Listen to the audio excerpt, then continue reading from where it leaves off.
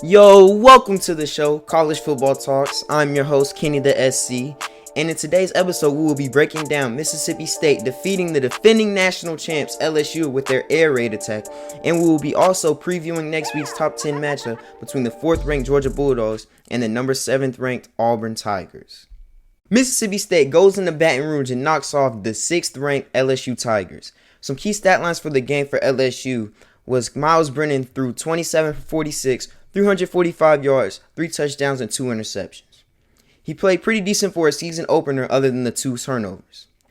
Key stats for Mississippi State were KJ Costello threw 36 for 60, 623 yards, 5 touchdowns, 2 interceptions, and he had 3 receivers with 100 or more receiving yards. In the game for the Bulldogs, we saw Leach's air raid offense make its official rival in the SEC. The air raid was a pass-heavy offense that comprises of wide receiver tunnel screens, crossing patterns, fades, running back wheel routes, and tight end use in the vernal game, and also using pick patterns. Mississippi State executed these to perfection with the exception of 2 interceptions. One was a bad throw that was behind the receiver on a crossing route that went for 6 for the Tigers, and the other was a beautifully played by the cornerback, Eli Ricks, on a fade route. KJ Costello played absolutely phenomenal. He broke the SEC single-game passing record with 623 yards. He was making plays left and right. And he always bounced back from his mistakes and never shrunk in the moment. And with all that being said, is everybody supposed to be buying into this air raid hype?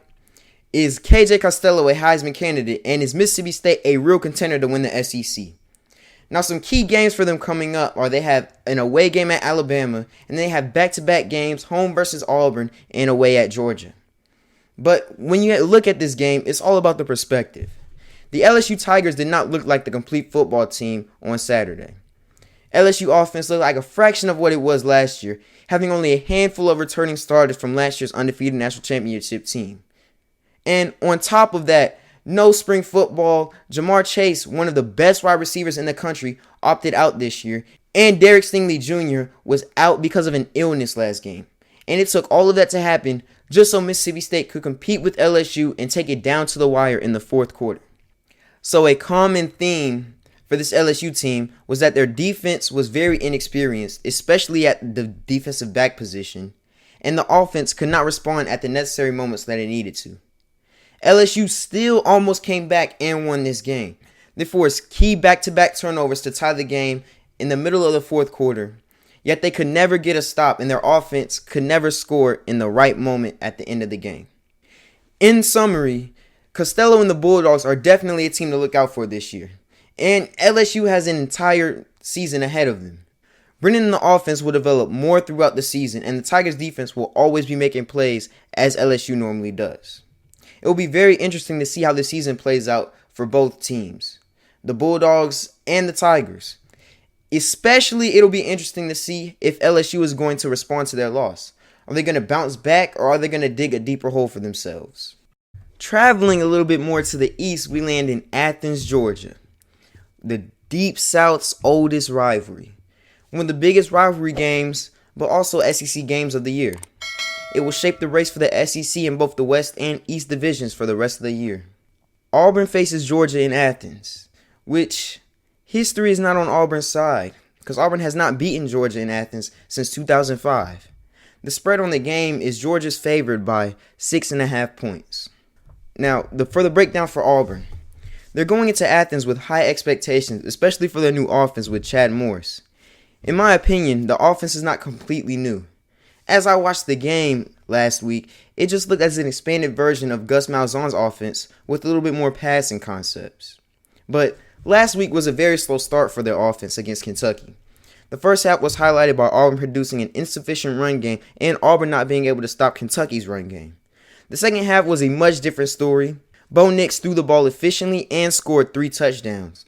The Auburn defense stopped Kentucky's run and forced 2 turnovers. Now, here's what Auburn needs to do to win this game. They need to come out firing on all cylinders, and they cannot repeat what happened in the first half against Kentucky because Kirby Smart knows how to take advantage of mistakes. The defense needs to be prepared for surprises because USC transfer JT Daniels has just been cleared to play, and Georgia has not yet named a starter. Another thing Auburn needs to do to win this game is they need to give the ball to Seth Williams and Anthony Schwartz. Seth is one of the best wide receivers in the country, and he proved that last week with those amazing catches against Kentucky. And Schwartz is also the fastest player in the country, and he can take it to the house every time he touches the ball.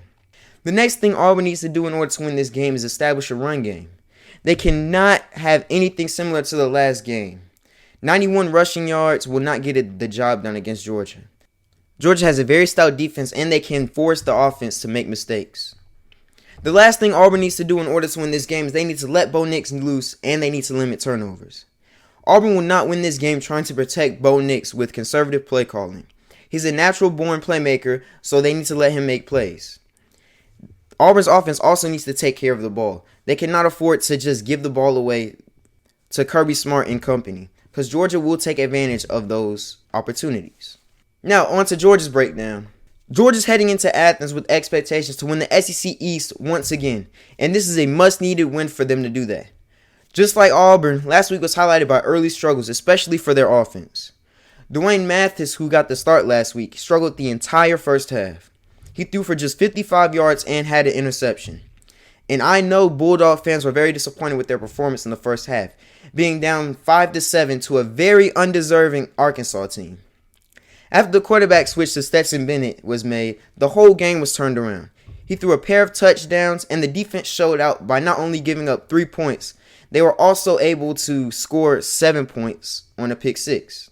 Georgia was able to establish a run game with Zamir White so that they could end up getting the win. Now, here's what Georgia needs to do in order for them to win this game against Auburn. Whoever gets the nod to play at quarterback Saturday will need to play very good and cannot afford to make any mistakes. They will not win this game if their quarterback plays anything similar to last game. Whether it's JT Daniels or Stetson Bennett, they will need to come out firing on all cylinders. Defense needs to play solid through 4 quarters. They cannot afford to make mistakes, especially since there's so many question marks with their offense. The next thing Georgia needs to do in order for them to win this game is they need to give the ball to George Pickens. George Pickens is a natural-born playmaker, and Auburn will struggle defending him. He is one of the best wide receivers in the country. The last thing Georgia needs to do in order for them to win this game is they cannot afford to commit turnovers. Turning the ball over away to Auburn will set Georgia back, and Auburn will definitely take advantage of it. With all of that being said, I predict that Auburn will go out there and get the win, 24-20. Bo Nix is a solid quarterback, and he has very good weapons around him, and they will flat out just make more plays than Georgia will. Though Georgia has a very good defense year in and year out, their offense just has too many question marks for me to give them their support. And that is going to be very troublesome against Kevin Steele and the Auburn defense.